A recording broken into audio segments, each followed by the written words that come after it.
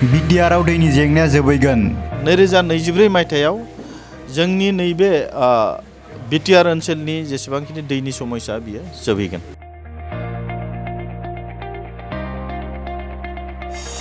BTR ओनसोलाव जल जीवननि खामानिया जागासिनो। बिटिआर ओनसोलावनो जेरै माने जल जीवननि खामानिया जाबाय थादों।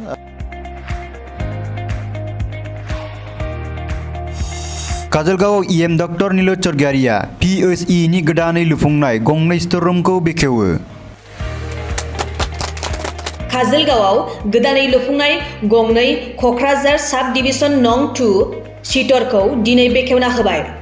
BTC पाब्लिक हेल्थ इन्जिनियारिं आरो सुबुं फोनांजाब बिफाननि मावफुं सोद्रोमा डक्टर नीलुत सरगयारि आरो MCLA माधव चन्द्र सेत्रीआ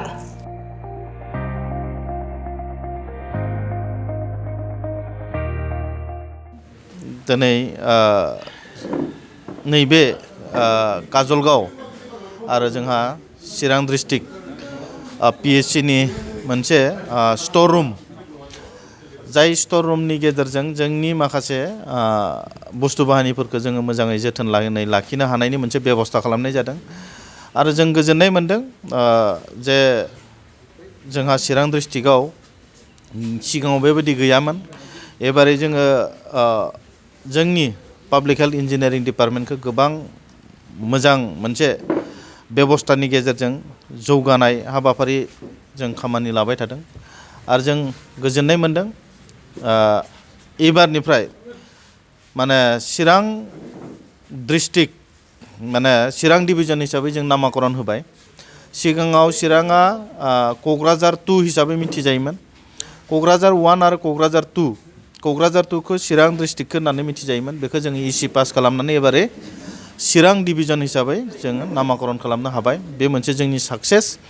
आरो नोंथांमोननि नैबे चेनेलनि गेजेरजों आं फोरमायनो लुबैदों जे जोंहा सेन्ट्रेलनि माने जल जीवन मिशन, बे जल जीवन मिशना जोंनि बिटिआरआवबो खोब गोख्रोङै खामानि सोलिबाय थादों।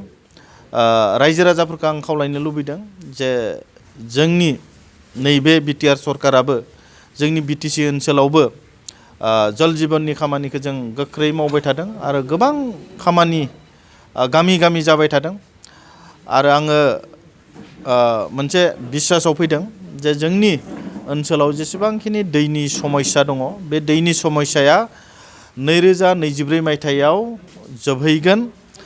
बेखौ आङो दिनै नोंथांमोननि चेनेलनि गेजेरजों फोरमायबाय आरो आसा खालामदों जे नैबे समस्याखौ फोजोबनायाव, समाधान खालामनायाव रायजो राजाफोरा निस्सय हेफाजाब आरो मदद होगोन। बिटिआर ओनसोलावनो जेरै माने जल जीवननि खामानिया जाबाय थादों, बे खामानिया जोंनि चिरांल' नङा, क'क्राझार, बाक्सा, उदालगुरि मोनफ्रोमबो जिल्लायावनो खामानिया गोबां स्पिडै सोलिबाय थादों। जों बुंनो हायो जे 2024 मायथाइयाव जोंनि नैबे बिटिआर ओनसोलनि जेसेबांखिनि दैनि समस्या बियो जोबहैगोन।